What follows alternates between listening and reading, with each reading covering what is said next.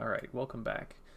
We left off the last video talking about this idea that really lazy gamification can actually be detrimental to the success of your gamified process. So I want to take a little bit of a look at what effective gamification looks like, and then go through a couple examples of just gamification that you've probably seen out in the world, certainly at least one of them.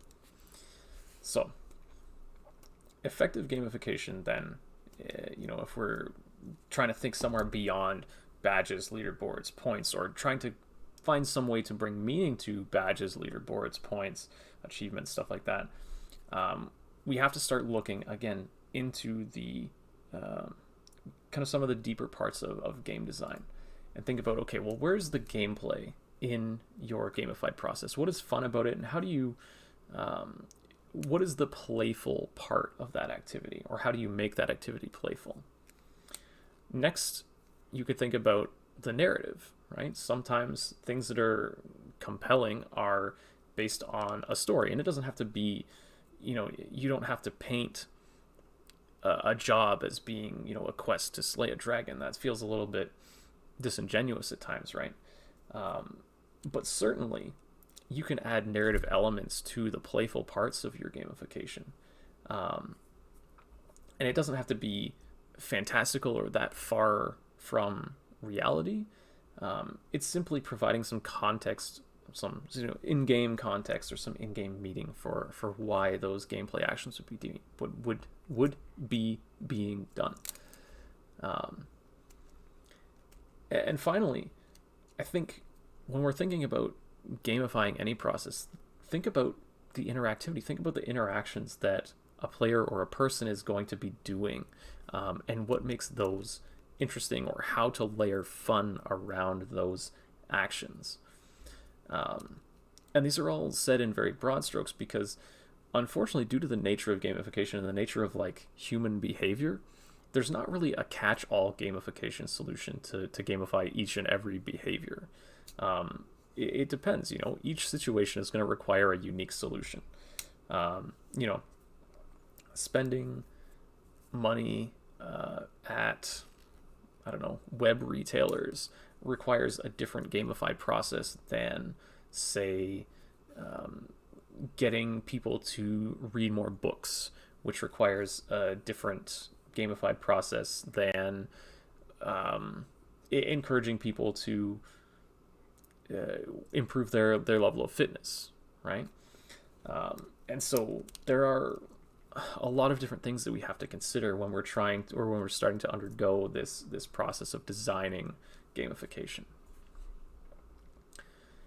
You also need to know, or would need to be thinking about, whatever it is that you're designing gamification for. There's going to be, just like games, people with different skill levels or different amounts of different levels of comfortability surrounding that behavior, and different amounts of expertise.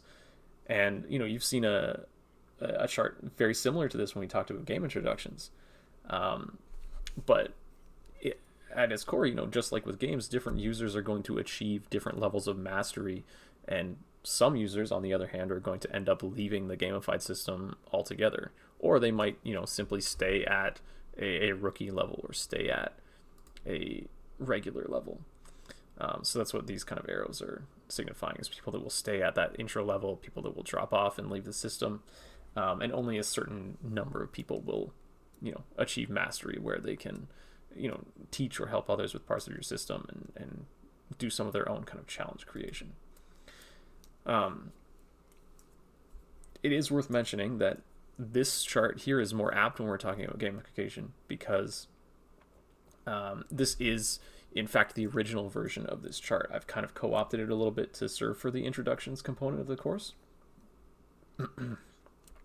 But, excuse me, this was originally developed or described by, I believe, Amy Jo Kim, when talking about gamifying, and I think this is specifically for business processes, but certainly it's extensible enough that this fits behavior in general. So let's briefly talk about some examples of gamified things. What the heck is gamification? Where have we seen it? And what does it actually look like in the real world? Take a minute and think about any activities that you've done that have been gamified, and how were they gamified? What did that look like, and why were those activities motivating to you? So definitely, pause this video for a second and think about it, and then come back and I'll go through just a couple of quick examples with you. So I'll give you a moment here. All right, that's probably long enough. Thinking about the magic of the internet, you can just press pause on the video and it'll be fine. So let's just get on with it. So I think probably the most prolific example of gamification, at least that I've seen, is good old McDonald's Monopoly, right? This is a game layer to eating a specific brand of fast food, right? There are some prizes, there are some motivational elements, you can collect things, you can earn things, all centered around ordering meals at McDonald's. And of course, you get the bigger fries, you get more potential Monopoly pieces to stick on your Monopoly board. And so I think this is a really good example to start with, because it's based around a game that a lot of people are familiar with, even though there's no real moving around Monopoly. You're just kind of collecting different things here. It's framed in a way that's familiar. It's certainly there to encourage people to buy more McDonald's. And there's a very clear reward system in terms of there are instant rewards, but there are also these collection-based rewards. And the difficulty of the collection, or the rarity of the collection, let's say, is kind of proportional to the value of the reward. Your instant rewards might be, you get a free coffee or you get a free burger. But, if you get the rarest pieces, you get, a car, or in the case of this board, $1 million cash with, the big asterisk on it. But whatever, who cares about that? That's business stuff. That doesn't belong. Well, that doesn't belong. That's not relevant to gamification as an example. And that's kind of the first thing that we can look at. Maybe you'll never look at McDonald's Monopoly the same again. I didn't, but I don't eat a lot of McDonald's, so sure. Anyway, moving on. Another good example of gamification is, I think it's been phased out now, unfortunately, but this was something back when I was a kid. There was this system, or I don't remember I don't know what the word is for this, but it's a thing called Book It. And it was a partnership with, I think, Scholastic as a publisher, and Pizza Hut, of all places. And the aim of this gamified process was to get kids interested in reading, to promote literacy and all that stuff.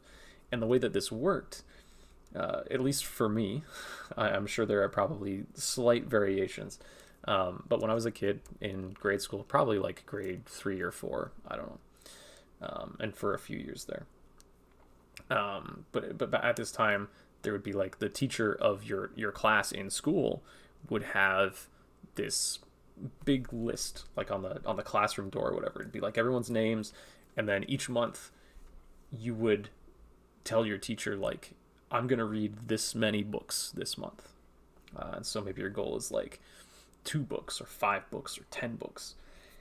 And every time you finish reading a book, you take that book to your teacher and you get one of those cool gold star stickers. Great, awesome. But over the month, if you met your goal, so if I said I was going to read 5 books in a month, I read my 5 books. Fantastic, good for me. I also got, the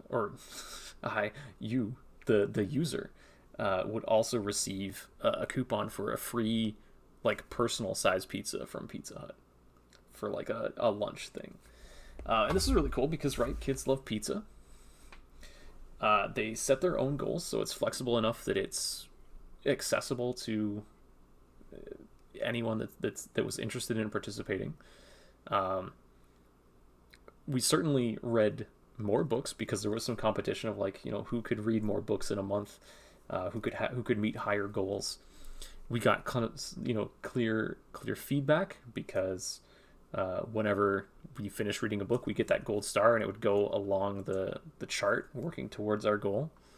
And so again, if you break this down into like its components, on its surface, yeah, it's cool. Read books and get pizza. Awesome. As a kid, you love it. It's fantastic. But if you think about that as like, what are the game pieces here? We have that kind of clear feedback. We have progress tracking. We have goal setting and challenges and rewards.